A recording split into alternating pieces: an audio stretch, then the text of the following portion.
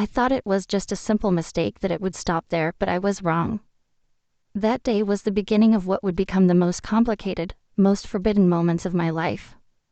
Even now, as I tell you this story, I can feel my hands trembling because this isn't just a confession, it's a confrontation with my own inner conflict, shame, and desire.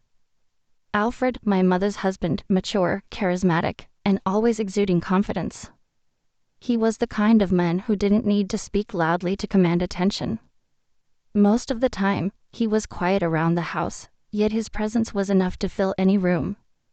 He was my mom's second husband, and we'd never had a close relationship. He was polite but distant until that day when everything changed. My mom, Jennifer, was out with her friends as usual. The house was left to Alfred and me. It was a quiet evening, or at least I thought it would be. I had retreated to my room to change clothes. Standing in front of my mirror, dressed only in my underwear, I was about to slip into a dress when I heard the faint sound of the door creaking open. "Emily, your door's open," Alfred said softly from the doorway. His voice was calm yet strong enough to jolt me. I turned my head and saw his eyes on me. Time seemed to freeze. I didn't know what to do. I didn't cover myself, but I didn't move either. He hesitated at the door, his hand resting on it as if debating whether to come in or step back. His gaze lingered just long enough for me to feel a wave of confusion and something else, something unexplainable. My heart pounded in my chest. It was just a few seconds, but in those seconds, everything seemed to shift. "I'm sorry," he said finally, averting his eyes, but his voice didn't sound entirely apologetic. It carried a hint of hesitation, as though he wasn't sure whether he truly regretted it. He stepped back, but his presence still filled the room even after he closed the door. "It's fine," I murmured, my voice shaking slightly, but inside I knew it wasn't fine. Something had shifted in me, and I couldn't ignore it. He left and I was left alone with my thoughts, yet his lingering gaze, and the subtle tension in the air stayed with me. That moment was etched into my mind, and I couldn't shake it. I thought it was just a mistake, something awkward, something that would fade, but I was wrong. Just a few days later, it happened again, and this time it went even further. Up until that point, everything could have been chalked up to an awkward mistake, a poorly timed interaction, and I thought the same. But it didn't take long for me to realize that it wasn't going to stop there. That day was just the beginning, and now I'll tell you everything that happened from that moment onward. The next day, we had a wedding to attend.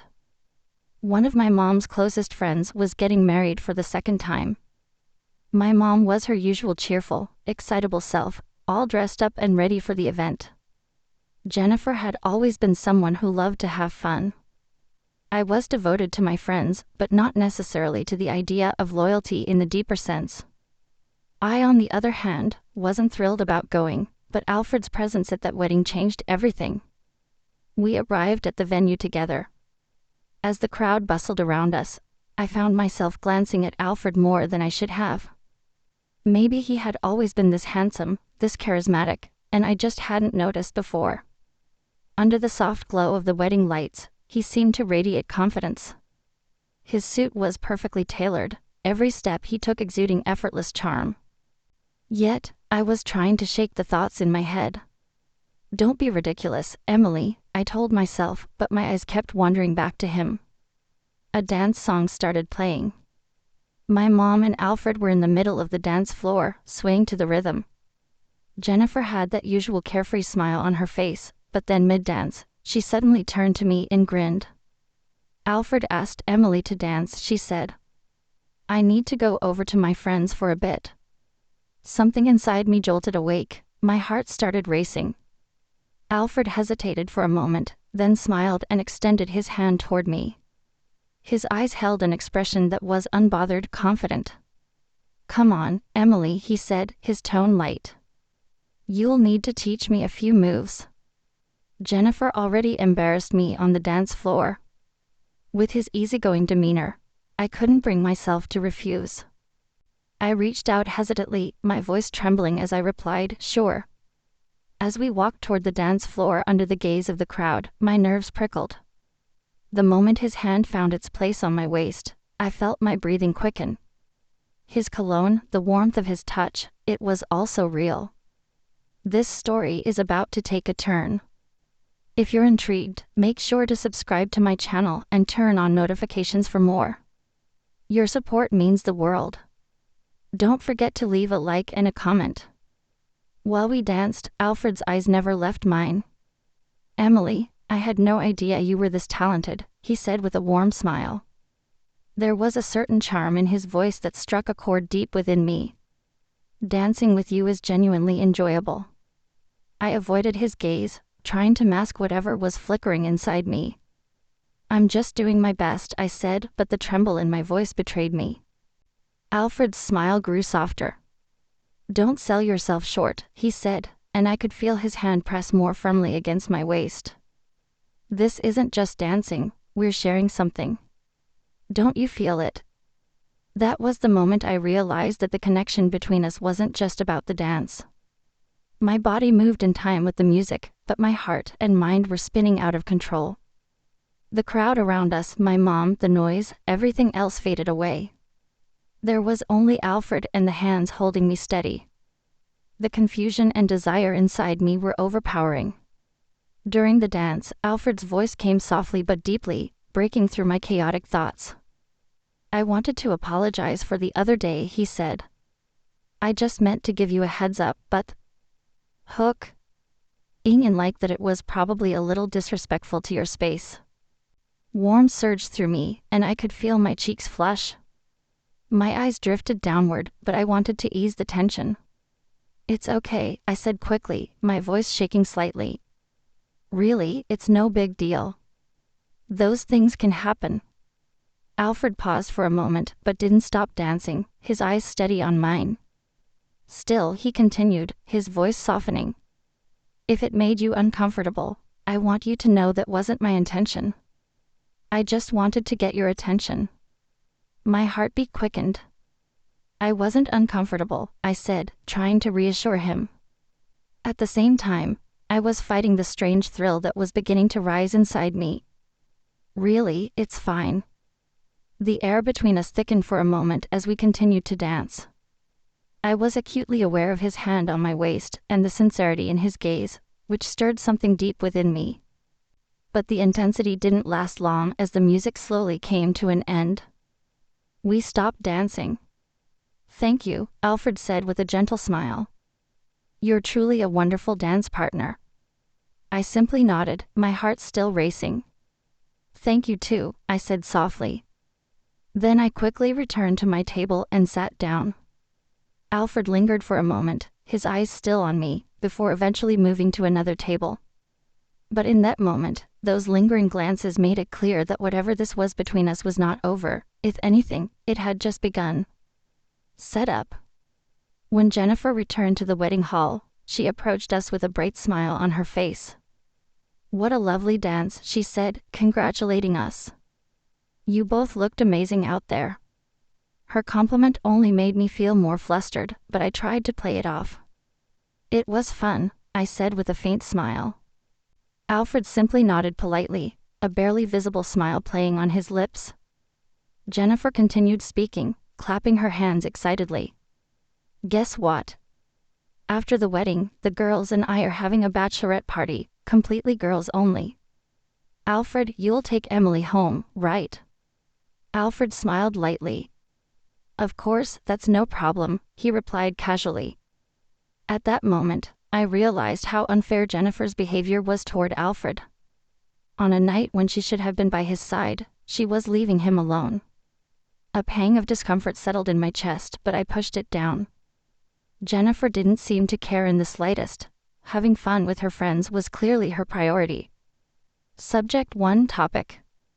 When the wedding ended, Alfred and I walked toward the car together. Jennifer had already left with her friends to go elsewhere. We got into the car, and Alfred quietly started the engine. The silence between us during the drive was almost tangible. I stared out the window, trying not to feel like I needed to fill the quiet with words. But Alfred eventually broke the silence. "Jennifer, sometimes she has different priorities," he said, his eyes fixed on the road ahead. But even so, it surprises me how thoughtless she can be at times. Nights like these, you'd expect your partner to be by your side, wouldn't you? His tone. I was calm and reflective, but I could sense the hint of disappointment beneath it. His words struck a chord deep within me. The thought of someone like Alfred, strong, charismatic, and composed, feeling lonely tugged at my heart. I gathered myself and responded, though my voice wavered slightly. Yes, I suppose at times like these, a little more consideration is important. Alfred nodded slightly. You're right, he said, his gaze still steady on the road. But I guess every relationship is different. In that moment, I felt an unspoken connection building between us. It was as if I could understand and even feel his loneliness. At the same time, I struggled to suppress my own emotions. That brief conversation seemed to draw me closer to him, the bond between us growing quietly yet powerfully. When we arrived home, Alfred opened the door and gestured for me to step inside. Good night, he said, but it was clear from the way he hesitated that he wasn't quite ready to leave just yet. As I walked toward my room, I noticed Alfred still standing near the doorway. A strange urge stopped me in my tracks, and I turned to face him. Alfred, I said, my voice barely above a whisper, would you like to come in? Maybe we could talk for a while. Even though I could see in Alfred's eyes that he really wanted to stay, he politely declined. After what had happened the other day, he seemed hesitant. I had invited him in to show that I'd moved past it, that it wasn't a big deal anymore. But instead, I found myself retreating to my room, replaying Jennifer's behavior and Alfred's words over and over in my mind. I could feel his loneliness. It affected me more than I wanted to admit. Sitting on the edge of my bed, I tried to calm myself down, but the thoughts in my head wouldn't quiet. Why was I thinking about him so much? Why couldn't I stop replaying the day he accidentally walked into my room? The hours crept by, and the house grew quieter. Jennifer still hadn't returned, and I had no idea what Alfred was doing. As I wrestled with my thoughts, the sound of my door suddenly opening made me freeze. I looked up to see Alfred standing in the doorway. His eyes held a sense of determination, but his expression was conflicted. I quickly stood up. Alfred, I said, unable to hide the surprise in my voice, what are you doing here? He closed the door behind him, but didn't step any further into the room. Instead, he stood there as if debating with himself. Emily, he began, his voice low but laden with emotion, you're right. Jennifer, she isn't fair to me. But tonight, I don't care about what Jennifer is doing or not doing. He took a step closer, his gaze locking onto mine. For a while now, I felt something for you, he admitted, his voice steady but laced with hesitation. Especially after that day I walked into your room by accident. I can't get it out of my head. It was as though the air had been sucked out of the room. I couldn't speak, couldn't even think. Alfred continued, seemingly determined to get everything off his chest, no matter the consequences. Maybe I'll regret saying this, maybe I'm making a huge mistake, but I can't keep this inside anymore. Emily, I think about you all the time. He paused, searching my face for a reaction. I knew he could see the shock in my eyes. He took another step closer, his tone softening. You understand me, Emily. Maybe you don't realize it, but you see me. That's something Jennifer has never been able to do. My heart was pounding so hard, I thought it might burst. The weight of the moment was overwhelming. I wanted to respond, but no words came to mind. The silence between us was heavy, filled with all the unspoken emotions we were too afraid to acknowledge. Alfred finally broke eye contact, his gaze falling to the floor. He sighed deeply and swallowed hard. I'm sorry, Emily, he said, his voice quiet and almost fragile. I shouldn't have said any of this. I should go. He turned away and started walking toward the door. His steps were deliberate, but it was clear each one carried a burden. When he reached for the doorknob, I noticed the way his shoulders rose and fell with a deep breath. It was then that something inside me shifted. All my fears and confusion melted away, replaced by a boldness I didn't know I had. I couldn't let him leave. "Alfred," I called out, my voice a whisper but strong enough to fill the room. He stopped. Slowly, he turned back toward me, his eyes meeting mine. They were filled with turmoil, a battle of regret and longing playing out in their depths. For a moment, neither of us moved. Then, with trembling hands, I slid the straps of my dress off my shoulders, letting it fall to the floor. The dim light in the room accentuated the bare skin of my shoulders, and the way the cool air kissed my body. I could feel Alfred's gaze on me, intense and unwavering. I knew he was watching every move, and I couldn't bring myself to look away. "I haven't forgotten either, Alfred," I said, my voice trembling, though the determination inside me was strong enough to overshadow it. "That day, the moment you walked into my room, everything changed. And since then, I've been trying to suppress these feelings, but I can't because I like you too. Maybe I have for a long time." As the words tumbled out, my heart pounded so hard I thought it might break free from my chest. Alfred stayed quiet for a moment, his eyes searching mine as though he was trying to process what I just said. But in those eyes I could see the same pull, the same undeniable connection I'd been feeling. "Tonight," I said, taking a deep, steadying breath, "I don't want to fight these feelings anymore. I don't know if it's right or wrong, but this is how I feel, Alfred." He stepped closer, his hands gently brushing my face. His touch was both tender and deliberate, as if he was afraid to break the moment. When our eyes locked, it felt like all the space between us had been nothing more than an illusion. Slowly, he leaned down, and his lips met mine. That first kiss unleashed every emotion and desire we'd both been holding back for so long. Alfred's touch, his kisses grew more intense with each passing second. The thought of pulling back, of stopping, didn't even cross my mind. I was completely lost in the moment. Slowly, I stepped backward until I felt the edge of the bed against my legs, and I let myself fall onto it. I watched as Alfred's hands moved to the buttons of his shirt, carefully undoing them one by one. Every movement was deliberate, as if he wanted to savor this moment, to make it last. When he finally shrugged off his shirt, his confident and commanding presence seemed to fill the entire room. He took another step toward me, his gaze never leaving mine. After setting his clothes neatly at the edge of the bed, he leaned down closer and closer until there was nothing left between us but the electricity in the air. The air between us was filled only with passion and desire. Time seemed to stand still. There was only that moment, only us. He leaned over me, and we had a union in which we surrendered to each other completely. It was very emotional. I felt something big and warm inside me. This was different from anything I had ever felt before. When I looked at Alfred, I could see his broad shoulders and his muscular body. I closed my eyes and raised my hands in the air, pressing them firmly against the pillow, trying to follow the movements of Alfred's body. At that moment, my body contracted strongly. Alfred looked at me and said, "You're very special." I've always known that. I understand it better now. He was out of breath. "So are you, Alfred," I said, and I felt warm inside. Everything felt like a dream. As soon as Alfred lay down beside me, I rested my head on his chest. While lying against his strong chest, I could hear the steady rhythm of his heartbeat. Feeling the reality of this moment brought both peace and a profound turmoil inside me.